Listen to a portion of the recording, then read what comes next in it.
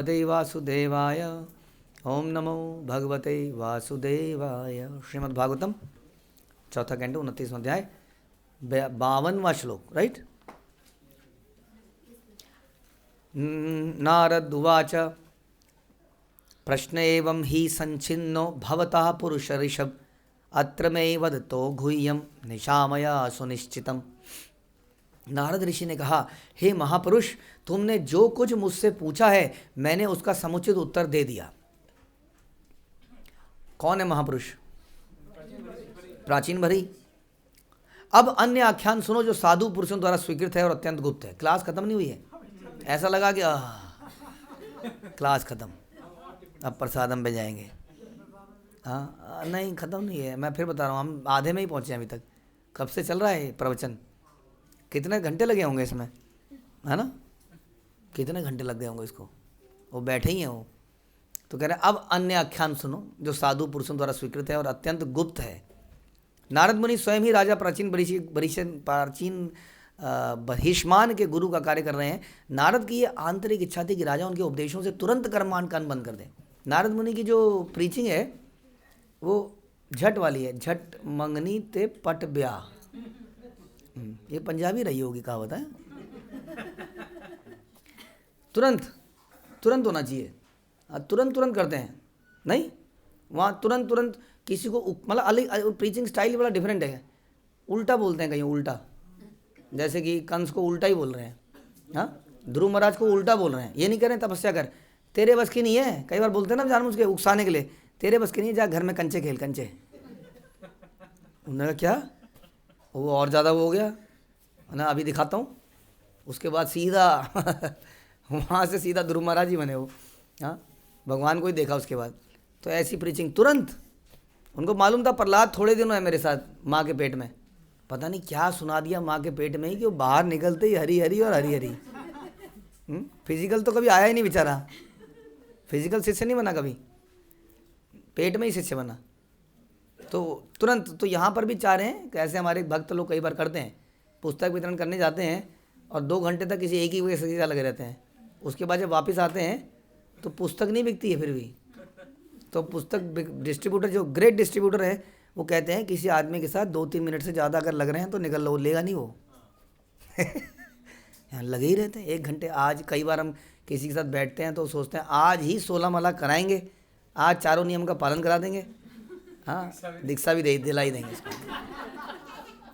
तो नारद मुनि ऐसा कर सकते हैं। सामने वाला भी कोई साधारण व्यक्ति नहीं है, बहुत बड़ा व्यक्ति है। कह रहे हैं ना उसको, कह रहे नारद मुनि उसको प्रशंसा कर रहे हैं, हे महापुरुष कह रहे हैं, हे महापुरुष तुमने जो पूछा था मैंने बता दिया। तो ऐसे लोगों के अंदर सुनने की क्षमता भी है। हाँ, आज संसार में कहाँ है क्षमता? शॉर्ट, 1 मिनट का शॉर्ट भी पूरा नहीं देखता आदमी, कुछ सेकंड देखता है बस। 3-4 सेकंड का स्पैन, बस 3-4 सेकंड में अगला। हाँ, कहाँ आदमी घंटों तक सुनेगा बताइए? तो नारद मुनि इस काम को कर सकते थे। तो जनरली आप देखिए प्रभुपाद के लेक्चर कैसे होते थे। प्रभुपाद के लेक्चर आर ऑलवेज शॉर्ट, आधा घंटा, पौना घंटा, समथिंग लाइक दैट, बस छोटे छोटे। थोड़ा मुश्किल है आदमी को। और प्रभुपाद इस पर बिलीव करते थे कि सुनो अब कुछ करो, सुनो अब कुछ करो। आप देखो हमारा जो टाइमिंग है 8 से 9, शाम को 7 से 8 इस्कॉन मंदिरों में, 8 से 9 में जय राधा माधव, फिर ओम अज्ञान, और फिर ये करते करते 8:30 बज जाते हैं कहीं। और फिर आधे घंटे की क्लास रह जाती है। तो इस प्रकार यहाँ पर कह रहे हैं। अब और सुनिए, नारद की बड़ी आंतरिक इच्छा थी कि राजा उनके उपदेशों से तुरंत कर्मकांड बंद कर दे और तुरंत भक्ति करने लग जाए। किंतु सब कुछ समझते हुए भी राजा अपने को कार्यों को बंद, उसकी शक्ल से पता लग जाता है ना, शक्ल से एक्साइटमेंट हो रही होती है और कई बार सामने वाले डलनेस हो रही होती है शक्ल में। तो बोलने वाले की ना आवाज़ और वो बढ़ता जाता है आक्रोश। ये इसका मतलब समझ में नहीं आ रही। अगर सामने वाला हंस रहा है, इंटरेस्ट ले रहा है, तो वो शांत रहता है, अच्छा सा लगता है उसको। लेकिन इसका जो बॉडी लैंग्वेज आ रही थी, कैसे आ रही थी? तैयार नहीं लग रहा था वो। इतना सुना दिया, अभी भी तैयार नहीं लग रहा था वो।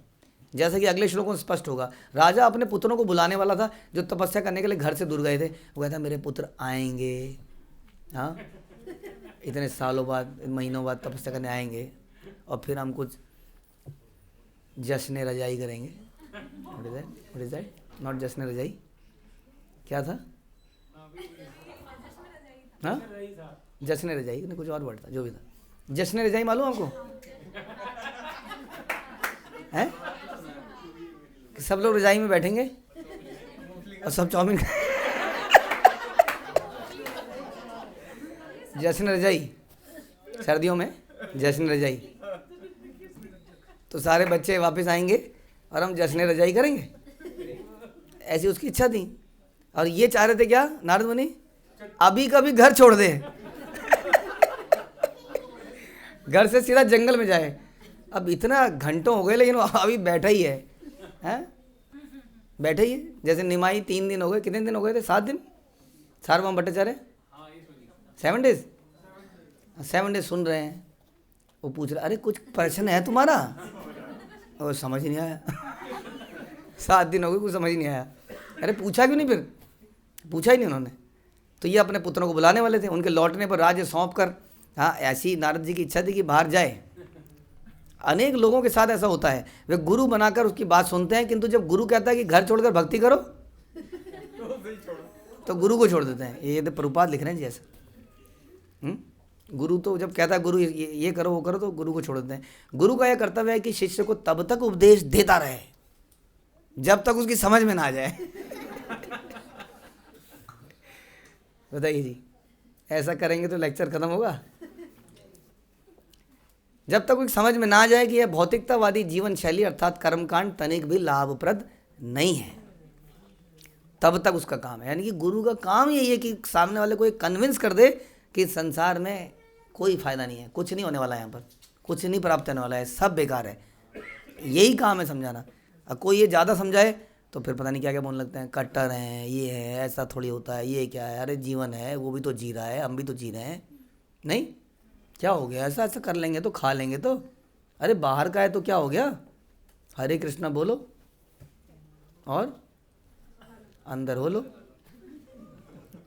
वास्तव में मनुष्य को प्रारंभ से ही भक्ति करनी चाहिए, जैसे कि प्रहलाद महाराज ने उपदेश दिया, कौमार आचरित प्राज्ञो धर्मान भागवतान इह। छोटी सी अवस्था से। आपने जल्दी नहीं शुरू किया है, ये मत सोचना कि आपने बहुत जल्दी शुरू कर दिया भक्ति, लेट करी है अभी भी। क्योंकि इस उम्र में तो प्रहलाद लेक्चर दे रहे थे, किसको? अच्छी ऑडियंस को नहीं दे रहे थे, असुरों को दे रहे थे। वो कहते हैं हे असुरों, हे असुर मित्रों, ऐसे बोलते हैं। असुरों को लेक्चर दे रहे थे। सोचिए, एथिस्टिक, वो डिबेट चल रही है ना आजकल, एक 10 गॉड एग्जिस्ट पे वो डिबेट चल रही है भयंकर। हमारे कुछ बहुत बढ़िया संगीतकार, हाँ, वो कह रहे हैं नहीं गॉड है तो ऐसा क्यों नहीं हुआ, गॉड है तो ऐसे नहीं किया, जो भी है चल रहा है। अब ऐसे लोगों के सामने जाके प्रीच करना, ओहो, हाँ, पत्थर पे सर मारना। ऐसे लोगों के सामने कौन कर रहा था प्रीच? प्रहलाद महाराज। और आप तो इसलिए ये मत सोचना कि हम बहुत जल्दी बहुत बढ़िया है। देखो जी, ये तो सब लोग जितने बैठे हैं ना, हमारे टीचर, ये सारे शिक्षक, ये सब बड़े, ये आए अधेड़ उम्र में, कई कहते हैं ना कई बार हम, और हम आ गए बचपन में। इस उम्र में प्रहलाद महाराज लेक्चर दे रहे थे और हम आपको कई बार खड़ा कर देते हैं, टेढ़े मेढ़े से होते रहते हो बहुत देर तक। तो लेट है ये भी। कौमाराम आचरित प्रज्ञो, वेदों के आदेशों के अनुसार जब तक हम कृष्ण चेतना तथा भक्ति ग्रहण नहीं करते तब तक इस संसार में भौतिक कर्मों में अपना समय व्यर्थ गंवाते रहते हैं। इसलिए नारद मुनि ने एक अन्य वृत्तांत सुनाने का निश्चय किया, जिससे राजा गृहस्थी को त्याग दे, अभी के अभी त्याग दे। तो यही हमारी भी उम्मीद है। शुद्रक्षरम सुमनसाम शरणे मिथित्वा रक्तम षड्घ्रण सामसु लुब्ध करणम अग्रे विक्रान सुत्रिपो विगण्य यान्तम पृष्ठे मृगम मृगया लुब्धक बाण भिन्नम। हे राजा, उस हिरण की खोज करो जो एक सुंदर उद्यान में अपनी पत्नी सहित घास चरने में मस्त है। ये हिरण पिकनिक पे गया हुआ है पत्नी के साथ, रेस्टोरेंट में गया हुआ है और इसका रेस्टोरेंट में घास है, बहुत हरी हरी घास है। हाँ, उसकी इच्छा वही है, हरी फ्रेश घास, एकदम गर्मा गर्म पकोड़े चाउमीन जैसा हमारी इच्छा है, वैसे इसकी इच्छा है बिल्कुल ताज़ी घास। तो दोनों पति पत्नी हिरण हिरणी घास चरने में मस्त है। वह हिरण अपने कार्य यानी कि चरने में अत्यधिक अनुरक्त है और उस उद्यान के भौरों के मधुर गुंजार का आनंद भी ले रहा है।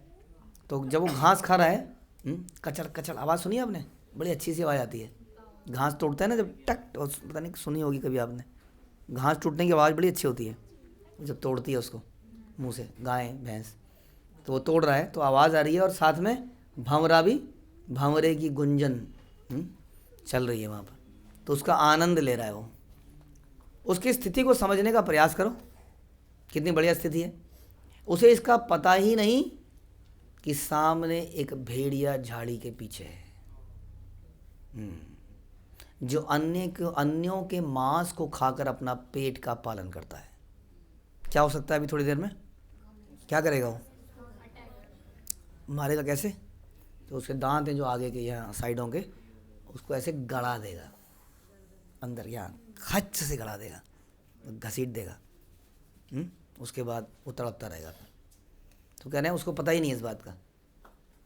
हिरण के पीछे, ये तो आगे था भेड़िया, हिरण के पीछे क्या है? एक शिकारी है जो तान के बैठा हुआ है। अब हिरण ऐसा जीव है कि मतलब आप सोच नहीं सकते, अगर आप ऐसे भी करोगे ना, ऐसे, इतनी देर में वो इतना ऊपर उछल जाता है। तो एक वीडियो भी आई थी एक बार कि एक वो पानी पी रहा था तालाब में, तो एक मगरमच्छ आया। और मगरमच्छ बहुत स्लो आता है, वो पता नहीं चलने देता किसी को, अंदर ही अंडर वाटर आता है वो, और अंडर वाटर से ही वो टांग खींच लेता है बस पकड़ के। तो उसने हल्की सी हरकत करी और ये वो प्लस स्लो मोशन में आई हुई वीडियो, ये ऐसे पलट के विदिन पता नहीं मिली सेकेंड में उछल के चला गया और वो बाहर तक आया, उछला, वो पानी से बाहर निकला। उसने ऐसी छलांग मारी ना, लेकिन उसके हाथ में कुछ नहीं आया। तो इसलिए जो शिकारी है, शिकारी बिल्कुल सांस भी नहीं ले सकता है, और एकदम खड़ा है कि किस सेकंड में मैं बस बाण को छोड़ दूं, और बाण ऐसे सर करके जाएगा और ख़त्म कर देगा। इस प्रकार हिरण की मृत्यु सन्निकट है। अब बताइए क्या होगा इस हिरण का? ये क्वेश्चन है अब आगे, क्या होगा इसका? कौन मारेगा इसको? दोनों में से कोई एक मारेगा। कौन मारेगा आपके हिसाब से, भेड़िया या शिकारी? बताओ। शिकारी, शिकारी मारेगा। अच्छा जी, भेड़िया वाला कोई है? कोई भेड़िया वाला? नहीं, कौन मारेगा ये प्रश्न है ना, कौन मारेगा? कौन, किसका ज़्यादा लगता है आपको कि कौन? नहीं, शिकारी का ज़्यादा चांस लग रहा है। क्यों? हाँ, भागने में देर लगेगी, और भेड़िया भागती आएगा, आप कह रहे हो शायद भेड़िया की आवाज़ भी आ जाएगी। ओके, तो शिकारी। और कोई रिसर्च? ना, जो प्रश्न पूछा उसको बताओ ना। शिकारी। तो क्या क्या कारण है उसके, बताइए। इस पे कुछ लिख सकते हो 5-6 पॉइंट्स? हाँ, ओके, 10 पॉइंट बताइए शिकारी कैसे मार सकता है। शिकारी जब मारेगा तो मतलब अगर उसने मतलब पॉइंट बना रखा है कि वो हिरण को ही मारेगा, हाँ, तो बहुत बारी वो पॉइंट चूक भी जाता है। तो कह रही है शिकारी का बाण चूक भी सकता है। नया पॉइंट आ गया भैया रिसर्च में, कि बाण मारा और जरा सा इधर उधर से निकल गया, फिर तो भाग ही गया। और भेड़िया तो ऐसे ऐसे घेरेगा, ऐसे ऐसे घेरेगा और मार देगा। और हाँ, नरोत्तम प्रभु कह रहे हैं कुछ। यस प्रभु जी। हाँ,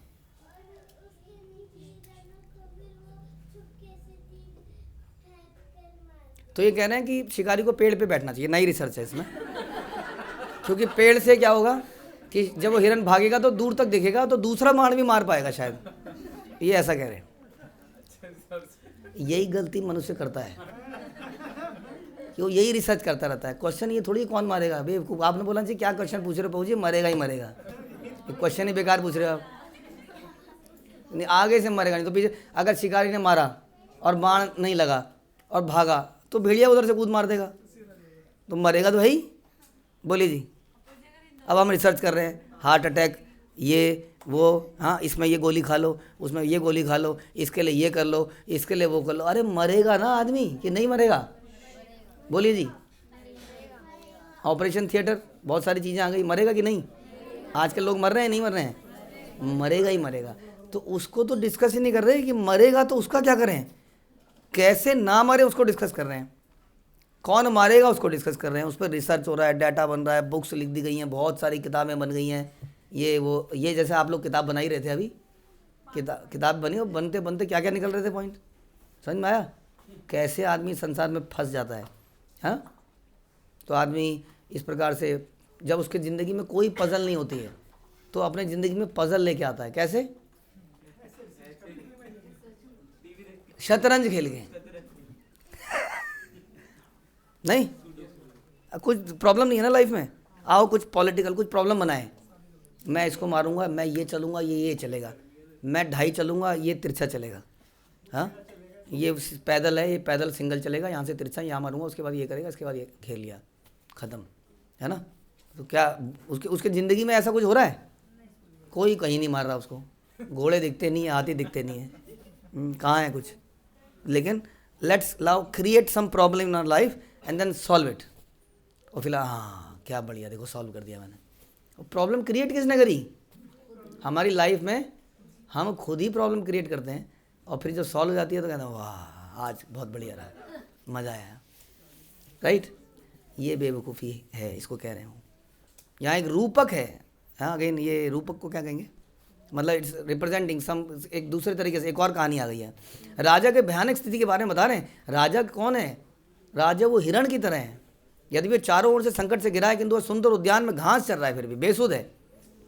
सभी जीव विशेषताएं मनुष्य अपने परिवार के बीच में अत्यंत सुखी मानते हैं, मानो किसी उद्यान में भौरों की मधुर गुंजार सुनते हुए पापा पापा पापा।